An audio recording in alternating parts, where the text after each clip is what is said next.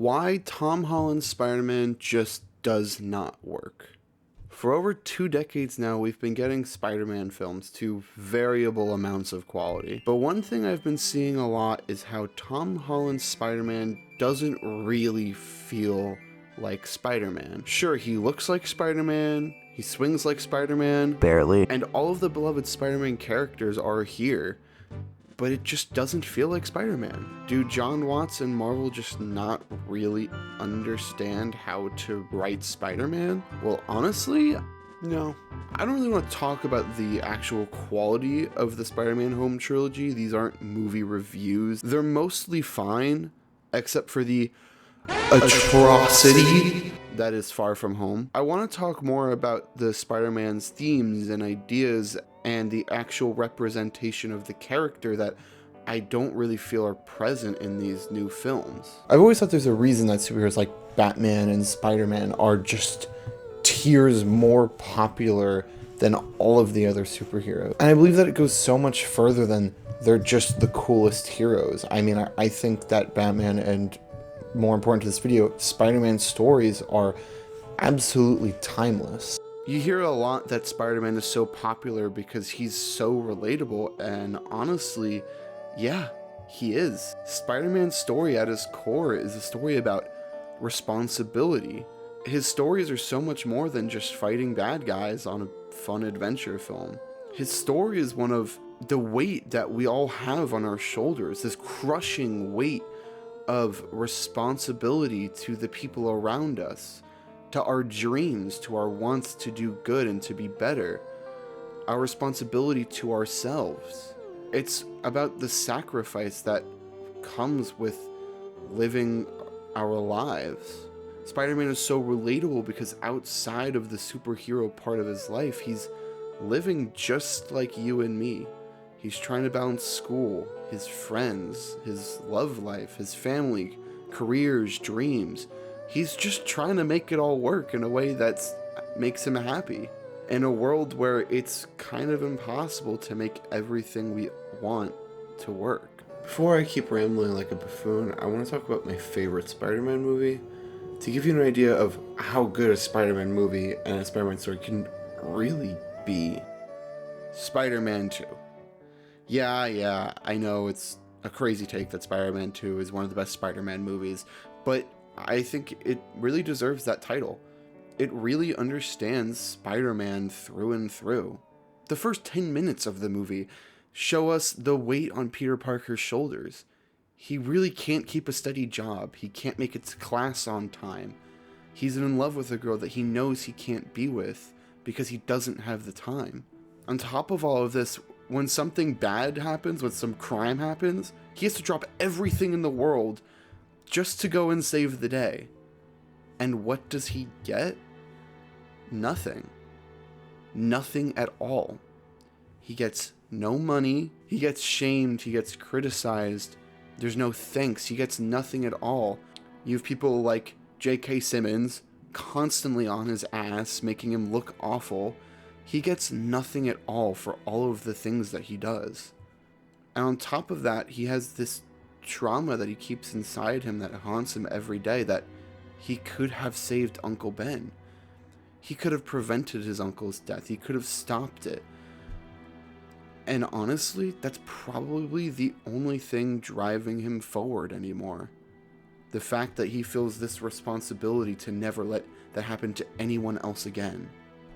And throughout the film, we're shown what Peter wants, and how at every single turn, he makes the selfless decision, sacrificing the things that he wants. He just cannot find a balance to his life to make it all work, to the point where, in the middle of the film, he actually gets a mental block for his powers. His body is literally telling him he cannot keep up this lifestyle anymore.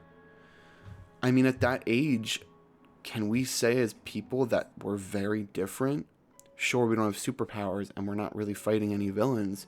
No Way Home easily does the best job of respecting Spider-Man's character, but I still feel like there's a lot of moments, a lot of the movie is kind of just pandering to people who love Toby and Andrew and those Spider-Man in their movies, and just giving us a ton of nostalgia bait instead of really focusing on just Tom Holland's Spider-Man as his own character. There are definitely moments where Tom Holland's Spider-Man feels true to the character. It happens, but it's just not enough. The MCU Spider-Man may have moments, but it's very few and far between. Spider-Man Homecoming is pretty lighthearted. It's just trying to be a fun movie, but all Spider-Man really struggles with is sacrificing the dance with the girl that he wants to be with. Which is a good start for sure. It definitely has a couple like key notes of Spider-Man. I'm not saying it's totally doesn't understand it at all, but I don't think it's at the level that a lot of people want to see Peter struggle with. Far From Home really doesn't have Spider-Man struggle with much at all. He has to deal with keeping his secret from his classmates, but all of the balance of his life but all of the moments where he's trying to keep his secret kind of just feels like Saturday morning cartoon skits.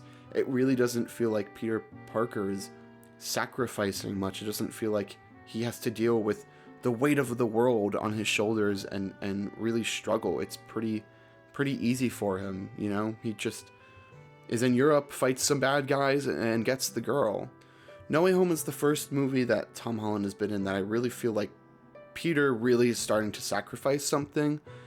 No Way Home's kind of a much more weird project. I mean, he finally has his Uncle Ben moment where Aunt May dies. As we know, Homecoming does not have Uncle Ben.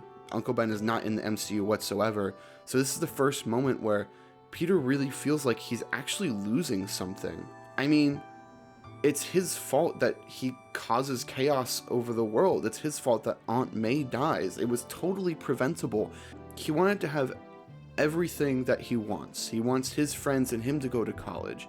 You know, he wants Aunt May to live. He doesn't really understand the fact that he can't have everything. And at the end of the film, when the multiverses are about to collide because of the mistake that he made, it really does for the first time feel like it's his responsibility.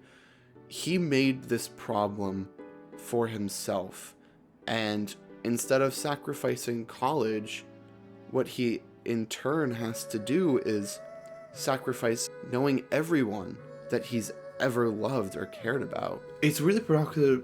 It's really provocative of what we as people struggle with every day. We want to find a balance to everything, and there's a level of sacrifice to our lives that maybe not be on the level of Spider-Man and what he has to sacrifice, but yeah, we have to do it all the time to try and keep some balance in our lives. Spider-Man represents the mental health that we all go through. I mean, he literally has a mental block in the middle of the film, and we might not lose our powers like he did.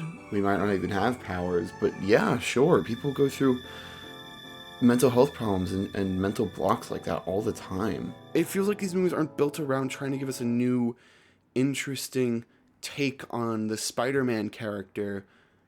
It feels like they want the brand and the marketing and everything that comes with Spider-Man, but to fit him in a movie where it's very lighthearted and fun and easy to swallow so that the whole family can watch. Don't know why they would do that, but you know. But I think when you do that, you lose so much of what makes the character so rich. I mean, there's a reason that he is one of the most famous and popular superheroes ever. And I see a lot of people say Spider-Man doesn't feel like Spider-Man because he barely swings across the city in these movies. They're barely in New York City at all. And he kind of feels like Tony Stark Jr. His suits are pretty awful CGI messes. And I think those are all very valid points. I think there's a level of Spider-Man doesn't really look or feel like Spider-Man in these movies. But I think telling Marvel the problem is he doesn't have the Spider-Man suit and that he doesn't swing and that he's not in New York City doesn't really actually solve the problem. I think at its core, it goes way farther than that, in that the Spider-Man character isn't really it's not a really Spider-Man story. They're not really about the themes and ideas that makes Spider-Man Spider-Man. But hey, I mean, that's just what I think. We have Spider-Man 4 coming out in July. Hopefully Daniel Destin Cretton, hopefully I said that right, can really give us the first true Spider-Man movie of the MCU that I think a lot of us really want to see. But if you love Tom Holland's movies, let me know in the comments. I would like to see people defending these movies and give me a kind of point of view that I don't really see with these films.